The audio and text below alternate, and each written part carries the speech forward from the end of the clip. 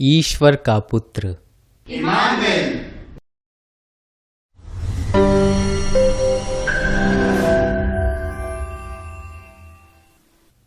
लगभग 2000 वर्ष पूर्व यहूदियों के देश में, जिसे अब इज़राइल कहा जाता है, कुछ अद्भुत हुआ।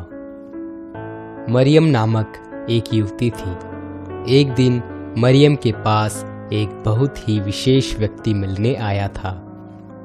वह एक स्वर्गदूत था जिसका नाम गाब्रियल था। प्रणाम मरिया, ईश्वर ने मुझे बहुत ही खास संदेश देने भेजा है। आपका एक अनोखा बच्चा होने वाला है। उसका नाम ईसा रखा जाएगा, जिसका मतलब उद्धार करता है। वह ईश्वर का पुत्र कहलाएगा और उसके राज्य का कभी अंत नहीं होगा। मेरा बच्चा कैसे हो सकता है? मैं तो अभी कुंवारी हूँ। आपको पवित्र आत्मा के द्वारा एक बालक होगा और वह पवित्र होगा। मैं नहीं जानती कि वास्तव में ऐसा होगा या नहीं, लेकिन मुझे ईश्वर पर भरोसा है, इसलिए ईश्वर की जो इच्छा है वही हो। मरियम की मंगनी यूसुफ से हो गई थी। जब उसने पाया कि मरियम को बच्चा होने वाला है, तो वह बहुत चिंतित और परेशान हो गया था। मुझे लगता है मरियम किसी और आदमी से प्यार करती है। मैं अभी भी उससे प्यार करता हूँ, लेकिन मुझे उसके साथ अपना संबंध विच्छेद करना होगा। एक रात जब यूसुफ सो रहा था, उसे सपने में एक देवदूत दिखाई दिया।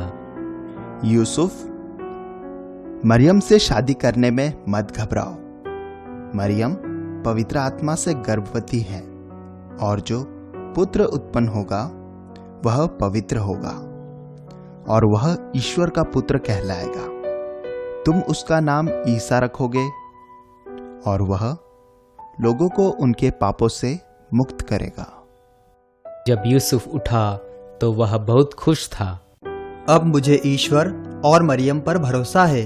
मैं मरियम को ढूंढने और उससे शादी करने जा रहा हूँ। इस समय जहाँ मरियम और यूसुफ रहते थे, वह भूमि रोमन साम्राज्य का हिस्सा था। सम्राट यह सुनिश्चित करना चाहते थे कि हर कोई उनके करों का भुगतान करे, इसलिए उन्होंने सभी को गिनने के लिए जनगणना की। लोगों को उनके परिवार से मिलने शहर जाना पड़ा। यूसुफ और मरियम को नाज़रेत, जहाँ वे रहते थे, से बैतलहम, जहाँ यूसुफ का परिवार आया था, यात्रा करनी थी। यह लगभग 70 मील यानी कि 110 किलोमीटर था। जब वह बैतलहम पहुँचे तो उन्हें वहाँ पर रुकने में बहुत परेशानी हो रही थी। जनगणना के लिए इतने लोग आए थे कि हर एक घर भरा हुआ था और कोई भी आवास खाली नहीं था।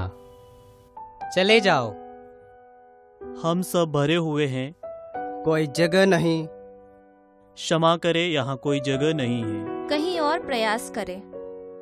उन्हें रहने के लिए केवल वही स्थान मिला जहाँ जानवर रहते थे। वहाँ जानवरों के साथ जगह है।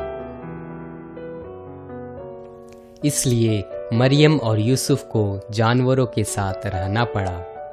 जब ईसा का जन्म हुआ तो उनका बिस्तर चरनी था, जहाँ जानवरों ने अपना भोजन खाया था। बैतलहम के आसपास के मैदान में कुछ चरवाहे अपनी भेड़ों की देखभाल कर रहे थे। अचानक एक देवदूत प्रकट हुआ। डरो मत, मैं अच्छी खबर लाया हूँ। बैतलहम में दुनिया का उद्धारकर्ता पैदा हुआ है। आप उसे एक चरनी में पड़ा हुआ पाएंगे। अचानक बहुत सारे देवदूत प्रकट हुए और ईश्वर की स्तुति करते हुए एक गीत गाने लगे। स्वर्ग में ईश्वर की महिमा और पृथ्वी पर शांति। जब स्वर्गदूत स्वर्ग चले गए तो चरवाहे उस अनोखे बच्चे को देखने निकले। चलो हम बैतलहम चले। तब चरवाहों ने जाकर मरियम, यूसुफ और ईसा को ढूंढ लिया। एक स्वर्गदूत ने हमें आपके अनोखे बच्चे के बारे में बताया। हमें देखने आने के लिए धन्यवाद। उसी समय ईसा का जन्म हुआ और कुछ बहुत ही बुद्धिमान राजा अरब में कहीं रह रहे थे और उन्होंने आकाश में कुछ अद्भुत देखा।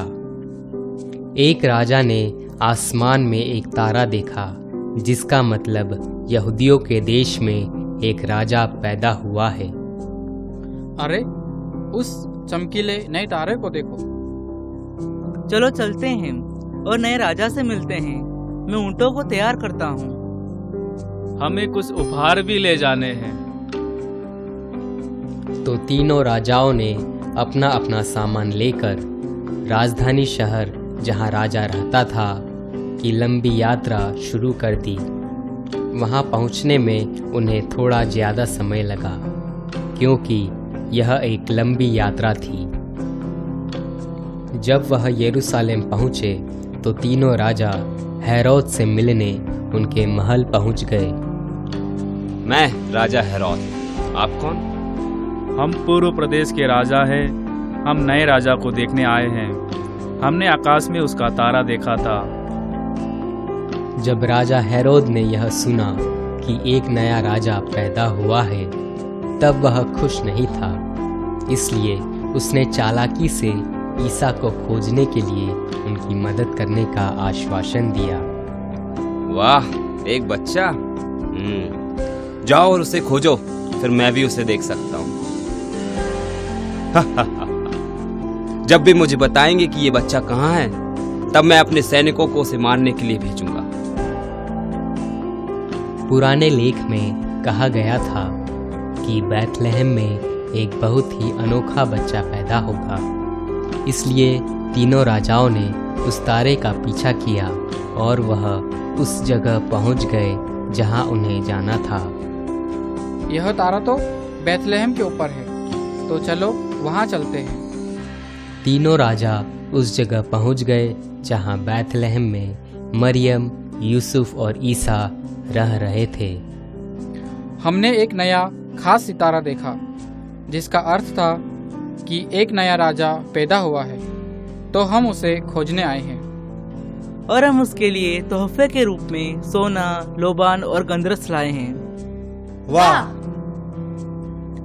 ईश्वर ने उन राजाओं को एक सपने में चेतावनी दी कि राजा हेरोद वास्तव में नवजात शिशु ईसा को मारना चाहता था।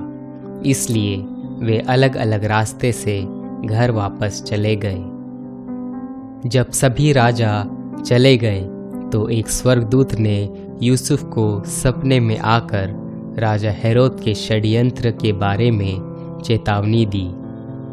यूसुफ, राजा हेरोद ईसा को मरवाना चाहता है।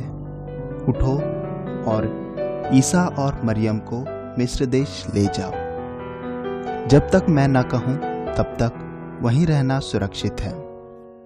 इसलिए वे मिस्र देश चले गए और वे कुछ वर्षों तक वहीं रहे, जब तक राजा हेरोद की मृत्यु न हो गई। एक स्वर्गदूत ने यूसुफ को बताया कि अब उनका वापस लौटना सुरक्षित था।